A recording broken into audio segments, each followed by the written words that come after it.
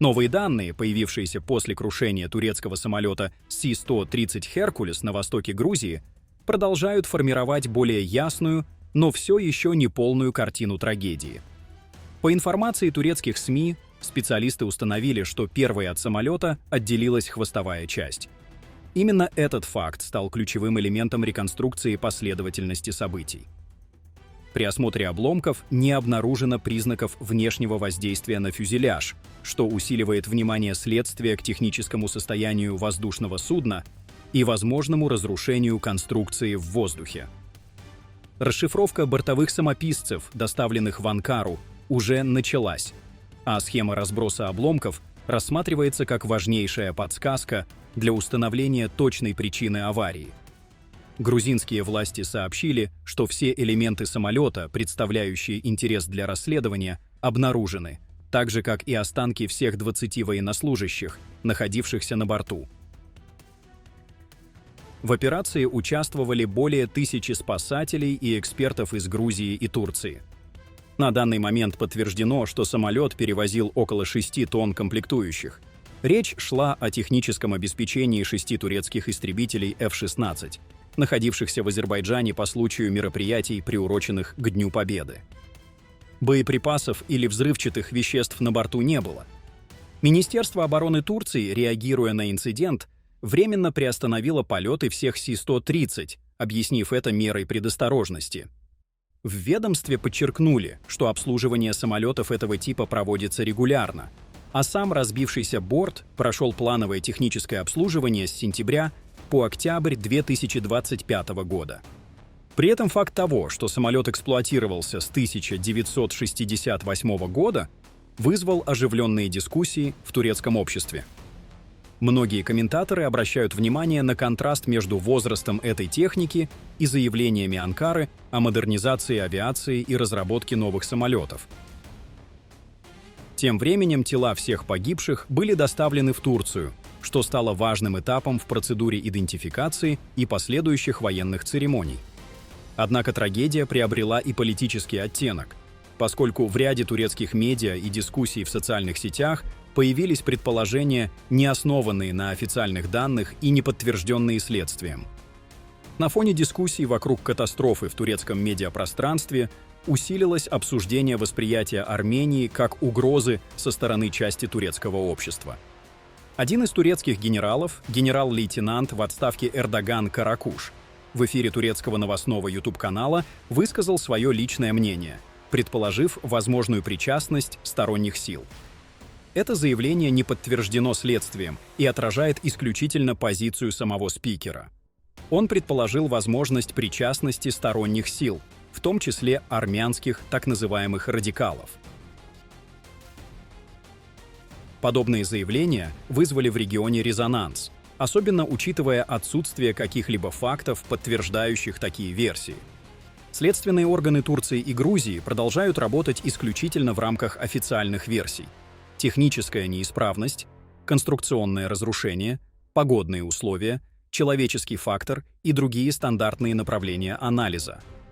В Иране также появились параллели между этой катастрофой и крушением вертолета, в котором погиб президент Ирана.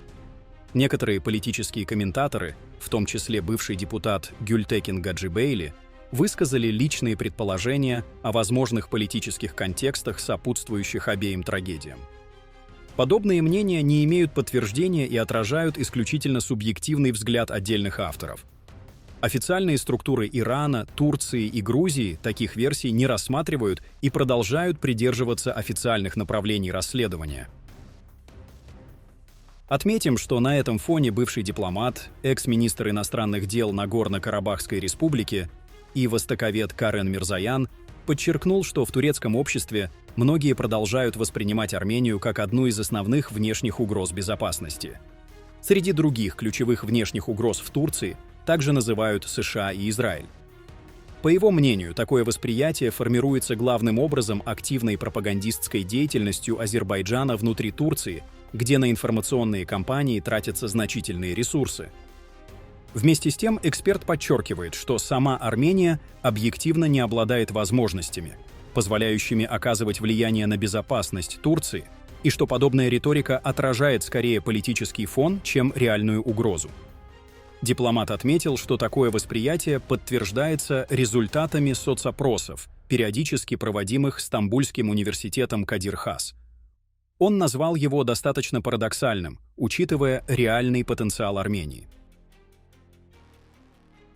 В свою очередь, в Греции возникла напряженная дискуссия после публикации, сделанной военно-воздушными силами страны на фоне крушения турецкого транспортного самолета Си-130, в результате которого погибли 20 военнослужащих.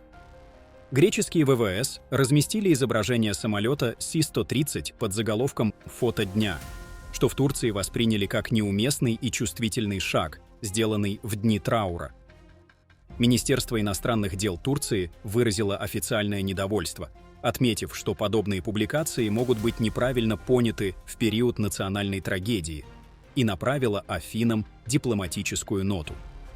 На этом фоне турецкий историк профессор Эрхан Афьенджу опубликовал в ответ архивный кадр времен XX века, назвав его символичным с исторической точки зрения. После реакции Турции военно-воздушные силы Греции удалили прежнюю публикацию о Си-130 и разместили сообщение с соболезнованиями, направленными Турции от имени Генерального штаба. Параллельно с полемикой между Турцией и Грецией стало известно о другом инциденте. Турецкий противопожарный самолет AT-802, следовавший в Хорватию для технического обслуживания, пропал с радаров. Позднее хорватские службы обнаружили его обломки. По данным местных СМИ, самолет принадлежал Главному управлению лесного хозяйства Турции. Пилот, гражданин Турции, погиб. Министр сельского и лесного хозяйства Ибрагим Юмаклы выразил соболезнования семье погибшего и сотрудникам ведомства. Одновременно на международной арене наблюдается активизация взаимодействия между Грецией и Израилем. Высокопоставленные представители Израиля по поручению премьер-министра Биньямина Нетаньяху провели встречу с греческими коллегами в Афинах, где обсуждали региональные и политические вопросы. Ранее вооруженные силы двух стран провели совместные учения по дозаправке в воздухе, в ходе которых израильские самолеты-топливозаправщики обеспечивали дозаправку греческих истребителей. На фоне этой активности президент Турции Реджеп Тайип Эрдоган встретил президента Турецкой республики Северного Кипра Туфана Эрхюрмана с первой официальной церемонией после его избрания. В ходе пресс-конференции стороны заявили о намерении продолжать координацию по вопросам кипрского урегулирования. Эрдоган подчеркнул, что причина нерешенности кипрского вопроса связана с отсутствием признания суверенного равенства турок-киприотов со стороны греческой общины острова. На фоне этих международных тем в израильском политическом пространстве активно обсуждается ситуация вокруг сектора Газа. Бывший премьер-министр Израиля Нафтали Беннет выразил сомнения относительно предложений о возможной передаче части функций по обеспечению безопасности многонациональным силам, в составе которых могли бы присутствовать государства, имеющие разногласия с Израилем. По его мнению, подобные решения могут повлиять на стабильность в регионе. Премьер-министр Биньямин Нетаньяху также сделал ряд заявлений, касающихся внутренней политической повестки и судебного процесса против него, подчеркнув, что эти события наносят ущерб как интересам США, так и интересам Израиля. Как отмечают источники, Объединенные Арабские Эмираты выражают обеспокоенность растущим влиянием Турции и Катара в Газе. По данным, опубликованным в The Jerusalem Post, в Абу-Даби считают, что эти государства обладают значительным влиянием на группы, связанные с братьями-мусульманами, что может сыграть роль в процессе восстановления региона. Тем временем азербайджанские провластные телеграм-каналы сообщили о поставке новой партии пакистанских истребителей JF-17 ВВС Азербайджана. По их данным, 5 самолетов JF-17 Block 3, 4 одноместных и 1 двухместный, были доставлены в Баку и приняли участие в недавнем военном параде. Во время пролета звено сформировало строевой клин, ведущим которого был полковник ВВС Азербайджана Новруз Тахиров. Отсутствие видимых национальных опознавательных знаков на бортах, по мнению наблюдателей, указывает на их передачу Азербайджану. Ранее эти же самолеты участвовали в совместных учениях с пакистанскими ВВС. На параде диктор объявил звено как группу принятых на вооружение многофункциональных истребителей, что дополнительно подкрепило сообщение о поставке. Согласно справочнику World Air Forces 2025 года, Азербайджан заказал 8 самолетов JF-17, а общие оценки в прессе упоминали возможный крупный контракт на 40 единиц. Таким образом, трагедия с турецким Си-130 оказалась не только крупной человеческой и технической потерей, но и событием, породившим многочисленные обсуждения, связанные с региональной политикой, общественными настроениями и распространенными в обществе интерпретациями событий.